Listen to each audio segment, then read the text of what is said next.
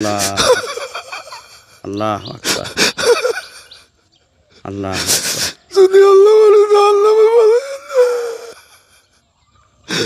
আর যদি এই কথা বলে আল্লাহ আল্লাহ আল্লাহ আমার কি আমার কি আসসালামু আলাইকুম রহমতুল্লাহ। দর্শক, এক অলৌকিক বৃক্ষের সঙ্গে আমাদের দেখা।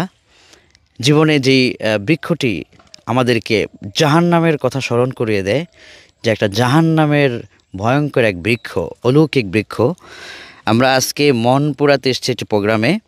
এখানে দেখলাম, আমরা জীবনে দেখেছি যে অনেক বৃক্ষ যার আলাদা পাতা থাকে, কিন্তু এই বৃক্ষের পাতাটাই হচ্ছে কাটা। এই যে আমি এটা দেখা মাত্রই এই যে জাহান্নামে যে জাকুম কণ্ঠনালীকে গ্রাস করবে, আল্লাহু আকবার। এই এই গাছের পাতা, তার চারিদিকে ভয়ঙ্কর কাটা। যদি কেউ এটাতে ধরে তাহলে তার পুরো হাত একেবারে রক্তগুলো বয়ে বয়ে পড়ে যাবে। এত ভয়ঙ্কর একটা বৃক্ষ আজকে আমরা এখানে মনপুরে এসে দেখতে পেরেছি। আমি প্রথমেই আমার মনে পড়ে গেল যে আল্লাহ সুবহানাহু ওয়া তাআলা বলেছেন, লাআকিলুনা মিন শাজারিম মিন যাকুম। এই যাকুম বৃক্ষের যেই বর্ণনা কোরআনে এসেছে, নবীজি বলেছেন যে এটা যখন সে কণ্ঠনালীতে স্পর্শ করবে, তার কণ্ঠ একেবারে বসে যাবে, আর সে কখনো এই আযাব সহ্য করতে পারবে না।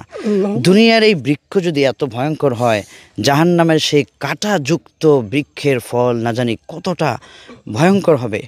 এই জন্য নবীজি বলেছেন, তোমরা আযাব থেকে রক্ষা পাওয়ার জন্য আল্লাহর কাছে দোয়া করো, আর পৃথিবীর এই দৃষ্টান্ত থেকে তোমরা শিক্ষা গ্রহণ করো। আজকে আমি এখানে যেখানে দাঁড়িয়ে আছি, আমার পাশে রয়েছেন ভাইয়ের নাম কি? আবু আক্তার। হ্যাঁ, আমার পাশে একজন বয়োবৃদ্ধ আমরা দেখতে পাচ্ছি, আবু আক্তার হাফিজাহুল্লাহ। তিনি এই বৃক্ষের কথা শোনা মাত্রই, জাহান্নামের কথা শোনা মাত্রই তিনি ভীত সন্ত্রস্ত হয়ে পড়েছেন। আমরা তার কাছ থেকে একটু বিবৃতি নিব যে জাহান্নামের এই ভয়ে তার হৃদয়টা কিভাবে এতটা গলে উঠল। যে আবু আক্তার সাহেব, আপনি কাঁদছেন কেন? আমার জাহান্নামের আল্লাহ আল্লাহ আকবার আল্লাহ আকবার। যদি আল্লাহ বলে তো আল্লাহ বলে আর যদি এই কথা বলে আল্লাহ আল্লাহ আল্লাহ আমার কি আমার কি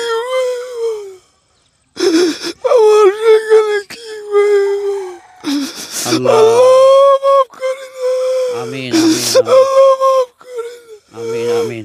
আয় আল্লাহ, আপনি সাক্ষী, তোমার বান্দা তোমার ভয়ে কাঁদছে, তুমি তাকে মাফ করে দাও। আজকে এই যে একটা ভয়ঙ্কর বৃক্ষ, এই মানে জাহান্নামের কথাটা শোনা মাত্রই আল্লাহর এই বান্দা কাঁদতে কাঁদতে পেরেশান হয়ে যাচ্ছে। আর নবীজি আলাইহিস সালাম বলেছেন, রজুলুন যাকারাল্লাহ খালিয়ান ফাফাদাত আইনা। যে আল্লাহর ভয়ে কাঁদে, তার দুই চক্ষুকে আল্লাহ জাহান্নাম থেকে চিরকালের জন্য হারাম করে দেয়। আল্লাহ তাকে আরশে আজিমের ছায়া জায়গা দিবে। আমি দোয়া করি আবু আক্তার সাহেবকে যেন আল্লাহ ক্ষমা করে দেয়, আল্লাহ যেন তাকে জান্নাত দেয়। আমরা সবাই বলি আমিন। এখানে আমাদের যে আবুল হোসেন ভাই রয়েছেন, আজকের এই প্রোগ্রামে যার আমন্ত্রণে আমরা এসেছি, এই ওনার বাসায় আমরা মেহমান হয়েছি। আমরা আবু আক্তার ভাই থেকেও এই বৃক্ষ সম্পর্কে একটু তথ্য জানবো। যে আবু আক্তার ভাই, আপনি একটু এই বৃক্ষ সম্পর্কে আমাদের তথ্য দিন। যে এটা একটা ভয়ঙ্কর, যে কাঁটাযুক্ত, তাহলে জাহান্নামটা কত ভয়ঙ্কর হতে পারে, এই সম্পর্কে একটু তথ্য আমাদেরকে দিবেন। আসসালামু আলাইকুম। এই কাটা যে এই ভয়ঙ্কর, তার থেকে কত কঠিন ভয়ঙ্কর হয় কবরের আযাব, কবরের কাটা। আল্লাহ তুমি আমাদেরকে ক্ষমা করো।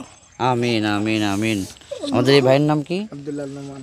আমরা এই বৃক্ষ থেকে কি শিক্ষা গ্রহণ করা যায় জাহান্নাম থেকে বাঁচার জন্য আমরা জানবো। আব্দুল্লাহ আল নোমান ভাই, তিনিও এই প্রোগ্রামের একজন ওনার মেম্বার সদস্য। তিনিও এই সম্পর্কে আমাদের তথ্য দিন যে এই গাছ থেকে, এই কাঁটাযুক্ত বৃক্ষ থেকে আসলে আব্দুল্লাহ আল নোমান সাহেব আমরা কি শিখতে পারি? আসসালামু আলাইকুম রহমতুল্লাহ। সম্মানিত দর্শক, আমরা এই কাঁটাযুক্ত দৃশ্য থেকে আমরা এতটুকু শিক্ষা নিতে পারি যে আল্লাহ পাক রব্বুল আলামিন আমাদেরকে সৃষ্টি করেছেন এবং তার যে এই কাঁটাযুক্ত গাছ রয়েছে, এই গাছ দিয়ে আমাদেরকে দুনিয়াতে দেখা দিয়েছে যে আমরা আল্লাহ রব্বুল আলমিনের যে বানানো জান্নাত এবং জাহান্নাম আছে মানুষের জন্য নির্ধারিত। এই দুনিয়া থেকে সবাই যদি ভালো কাজ করে যেতে পারে, আল্লাহর হুকুম হাকাম বিধিবিধান মেনে যেতে পারে, তাহলে সে জান্নাতে যেতে পারবে। আর যদি আল্লাহর নাফরমানির সাথে জড়িত থাকে এবং রাসূলের সুন্নত তরিকা অনুযায়ী না চলে, তাহলে এই লা আকিলুনা মিন শাজারিন মিন জাকুম যে কোরআনে আয়াত আছে সূরা ওয়াকিয়ার ভিতরে, এই কাঁটাযুক্ত মানে গলার ভিতরে গাঁথবে, কিন্তু ফালাইতেও পারবে না, গিলতেও পারবে না। ওই সময় চিৎকার, শুধু পানির পিপাসা যখন বলবে, তখন সেই কাঁটাযুক্ত গাছ এখান থেকে আমরা শিক্ষা নিতে পারি যে আমরা এখান থেকে ভালো ফলাফল নিয়ে যদি কবরে যেতে পারি, তাহলে আমাদের সাথে কবর ভালো আচরণ করবে, পুলসিরাতের ঘাটি আমাদের জন্য সহজ হয়ে যাবে।